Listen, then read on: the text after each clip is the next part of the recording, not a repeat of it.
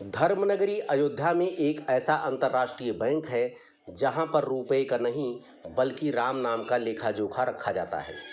इस अनोखे बैंक में लगभग 15,500 करोड़ सीताराम नाम की संख्या जमा है।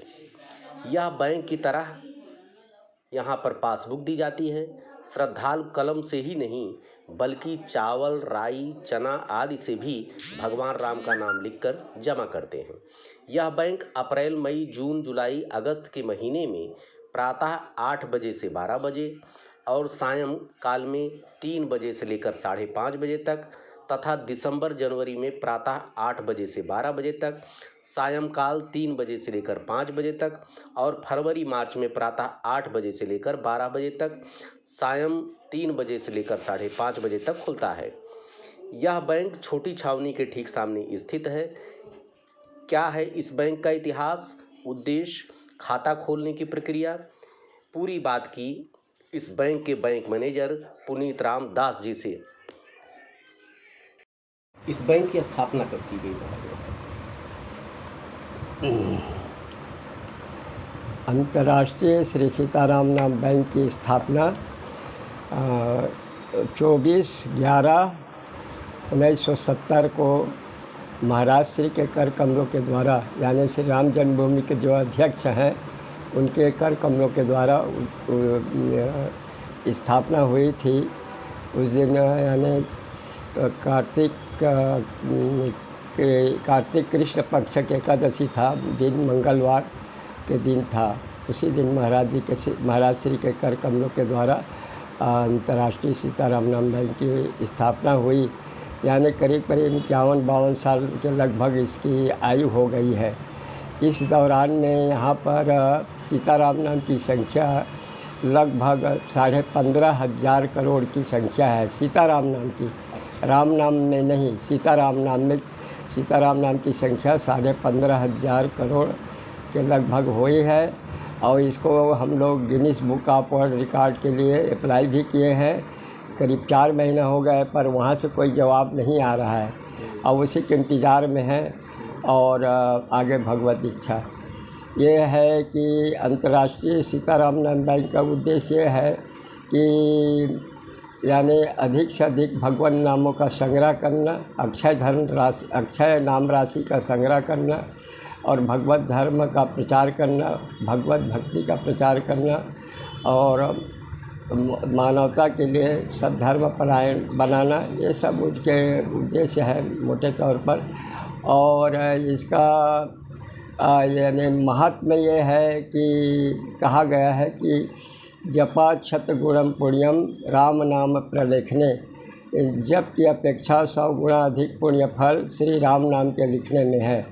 एक श्री राम कोई भक्त एक श्री राम एक सीताराम लिखेगा तो 100 सीताराम जपने के बराबर पुण्य फल मिल जाएगा।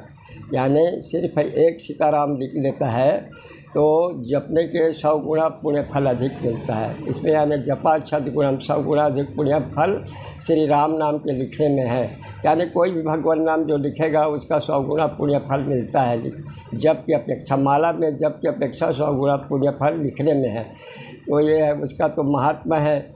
और इसीलिए कहा है कि लक्ष्य लक्ष्य पृथक कार्यम, यानी जब 1-1 लाख की संख्या पूरी हो जाए तब पूजा कर ले। यानी पूजा करके कापी का संग्रह करें, जमा कर दें अंतर्राष्ट्रीय सीताराम नाम बैंक पे।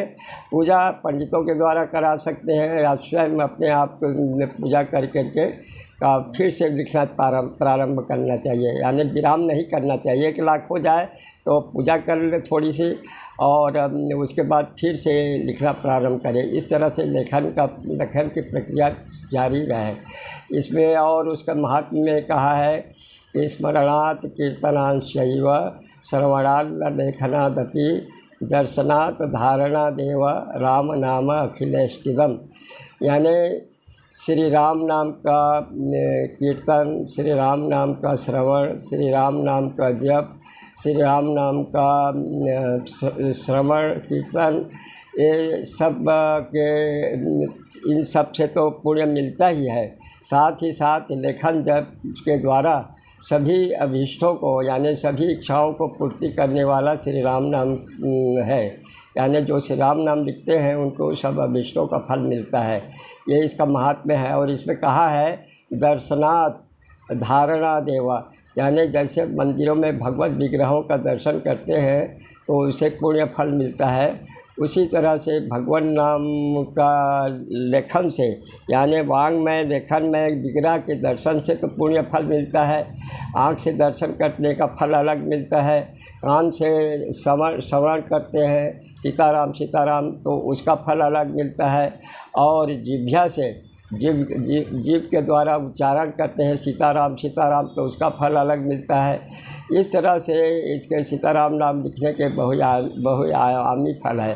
तो इसीलिए कोई भी 24 करोड़ 84 लाख सीताराम नाम लिख लेता है तो ऐसा विश्वास किया जाता है कि वो 84 लाख योनि से मुक्त हो जाता है। यह सब ये है और ऐसा विश्वास किया जाता है कि 84 लाख जो सीताराम लिखते हैं उनका 84 लाख योनि से मुक्ति मिल जाती है, ये मतलब है। अच्छा, इसके बारे में आप पूछ रहे थे कि यानी कि खाता वगैरह खोलने की प्रक्रिया क्या है। तो उसमें ऐसा है भैया कि हम लोग अब यहाँ से छावनी की ओर से निःशुल्क कापी निःशुल्क कापियाँ देते हैं, पाठ करने का पर्चा देते हैं, अष्टोत्तर शतनाम और कई तरह का स्टिकर वगैरह लेखकों को देते हैं और उनसे उसमें नियमावली छपा रहता है, उसको पढ़ करके जानकारी करते हैं।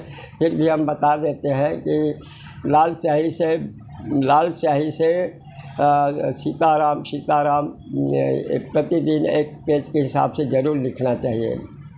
लाल स्याही से एक पेज कम से कम रोज़ लिखना चाहिए।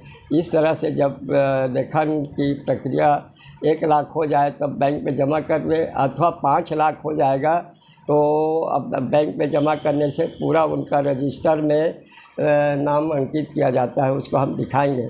वो रजिस्टर में खाता खोला जाता है, उनका पता लिखा जाता है और पहले किस्त में हम 5 लाख जो जमा करते हैं सज्जानु सीताराम यानी करीब 30 कापी में सीता 5 लाख होता है।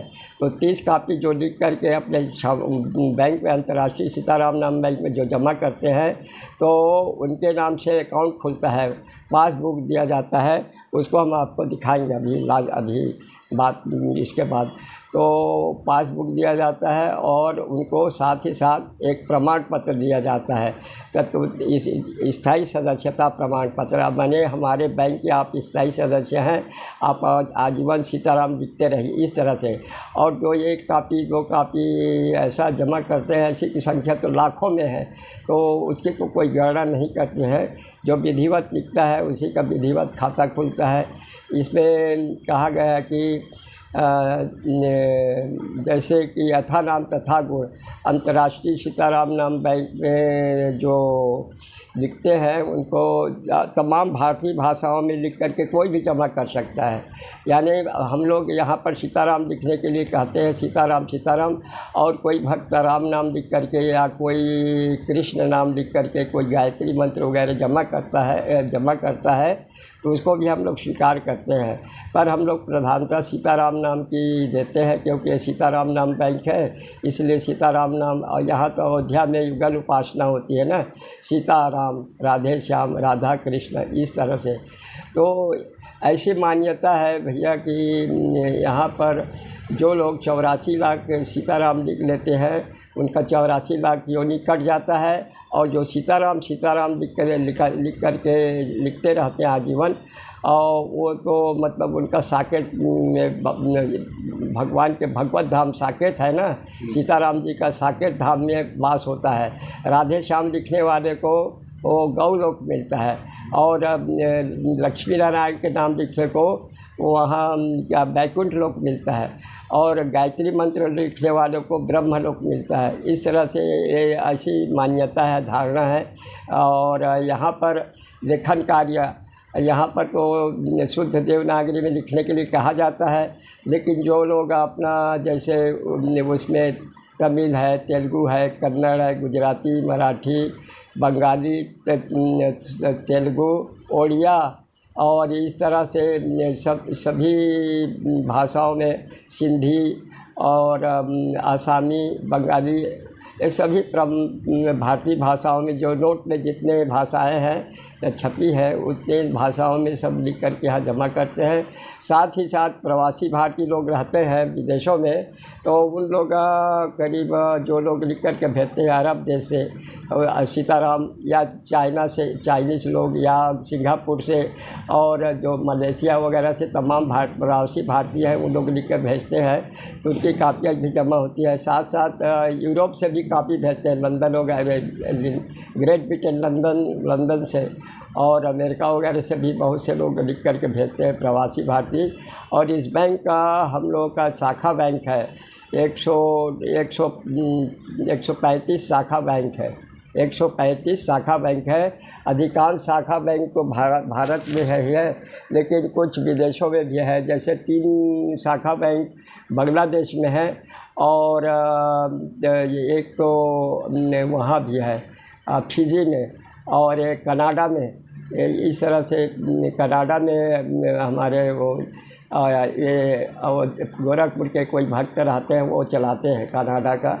तो इस तरह से हमारे करीब 135 शाखा में 6 शाखा विदेशों में है, बाकी सब भारत में है।